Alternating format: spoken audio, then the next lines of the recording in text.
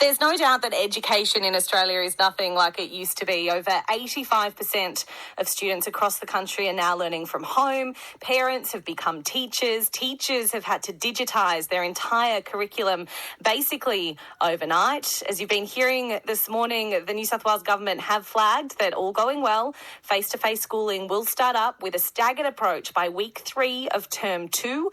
But while life may never be the same for many of us, experts say there was one issue that students across New South Wales were facing long before COVID-19 and will be there when they walk through the school gates again in some form into the future.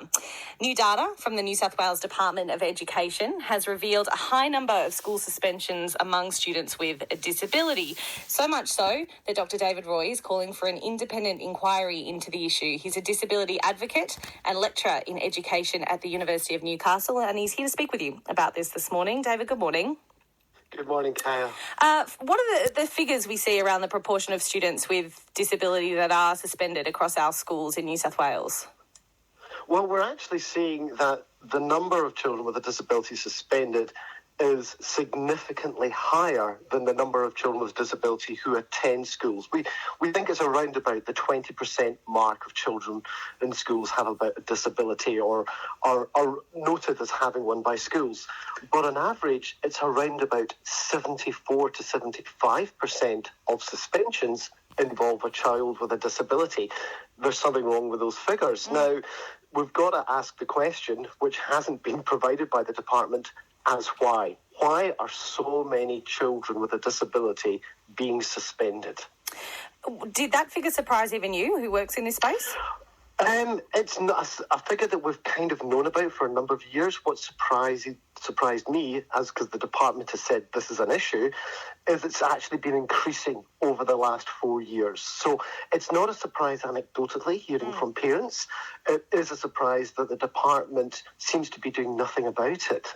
They talk a good talk. They say they have a disability strategy, but nothing seems to be changing. And it's something that has to happen from the very top of the executive in the Department of Education. Schools are just following policies, but there's something fundamentally going wrong across the board in our treatment of children with a disability in schools. Is this something we see right across the age groups, across all the years, primary school and high school, or are there hotspots? There are more hotspots. It's worse within primary. Within secondary, it goes down to 50%, and then by the time they get to year 11 and 12, it's around about 37% of children with a disability are being suspended, which is still significantly higher than their numbers.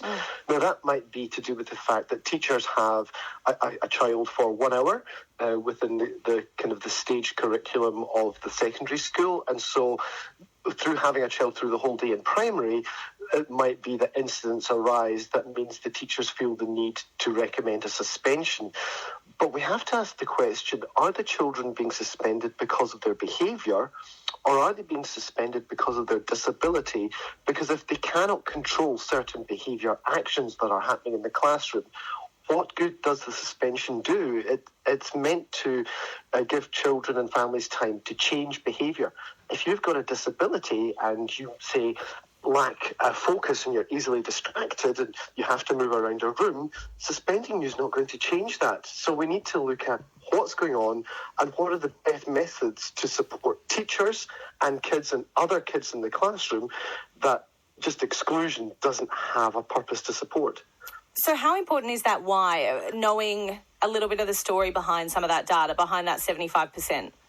Well, because what we want is for kids to learn. And by suspending kids, what you're doing is you're denying them an education. Because in most cases, kids do not go home from a suspension with work to do at home, such as we're getting for kids to do while schools are going online in this pandemic. So these kids are continually being denied an education, which means they're going to fall further behind in the curriculum, which means when they return to the classroom, they're not going to be able to cope with the work, even more so with the ongoing challenges they already have, which means they'll have more behavioural problems, because many behavioural problems come from kids who either are bored by the work because it's too easy or because they're not coping with the work. So actually suspensions might just exacerbate the issue.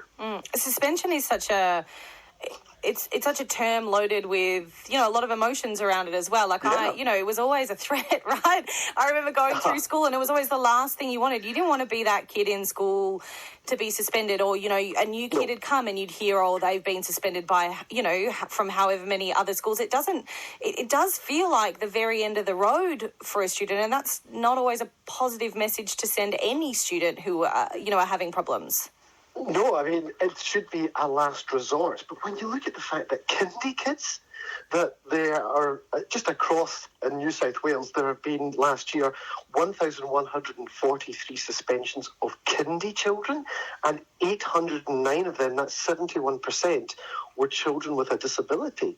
What are these children doing at kindy to get suspended? I worry that suspension is an easy option to deal with it. And it's something that the executive need to do, because teachers have a really hard job. And we need to create methods to support teachers so they can support kids. It is 22 minutes past 9. You're with Kaya Handley on ABC Newcastle and New South Wales Mornings. You're hearing from Dr. David Roy, a disability advocate and lecturer in education at the University of Newcastle. And we're taking a look at some of these suspension figures across New South Wales schools. Maybe suspensions aren't high right now with many students learning from home, but we will return to normal, and it's an issue that needs to be looked at and addressed long term. David, is it a hard time to start some of these big conversations right now when it's really hard to know what's going on next week with school, let alone next year? Well, I think we can't avoid these big conversations, because now is a time that allows systems to actually look at what they've been doing in the past and do things better. It's the same way that with the amount of onlining going on, this might be a good opportunity to look at how we actually deliver the curriculum and teaching. And maybe for some kids, distance education and online learning would be a better option, because for some kids, online learning is working better. For some kids with a disability, it's working really well. For other kids with a disability, it's actually making things more of a challenge, because they aren't getting all the supports that they need at home, because parents can't give some of that support. So it's a pro and a con at this time, that we can't avoid real life at the same time while dealing with the immediate needs of, do we reopen schools or not, and what's the best way to give teachers a cup of tea so they can actually cope with the work that they're doing. So we need to really think about all these issues at the same time. I know that you put an article out into the world, and just in a little bit that I've seen that I was included on social media, there were lots of parents of kids with disability coming back and saying, look, we almost felt like we were forced into distance education or long distance education. Where, it's not one size fits all, right? Where does that balance need to be in having a discussion around what's right for each individual kid, but also creating a systematic approach as well? Well, a lot of families with a disability actually choose to homeschool. It's not actually a choice. They feel they have no other option.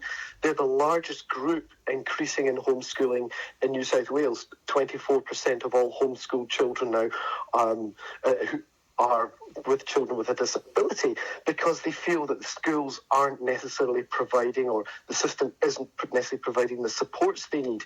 When you look at how the Department of Education has tried to support teachers, there's not enough actual training being given. Through scholarships, only 186 teachers have actually picked up those additional training scholarships. Many teachers have tried the department's online module, and it seems to be that isn't making much of a difference, because many teachers still feel they don't have the skills to really support children with a disability. So again, it comes down to the senior executive of the department.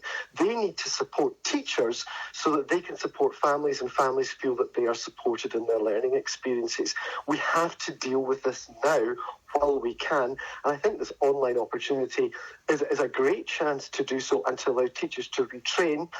But if all the kids are coming back in stops and starts in a couple of weeks' time, teachers are going to have even less time when they're teaching face-to-face, as well as dealing with online, as well as dealing with the 4 days of a week that their own children aren't in school. So this new system coming into New South Wales is not maybe necessarily going to help matters in the long run at the moment. Where would you love to see the conversation go from here, David? What I'd really like to see is for teachers to work with the department and say, this is what we need.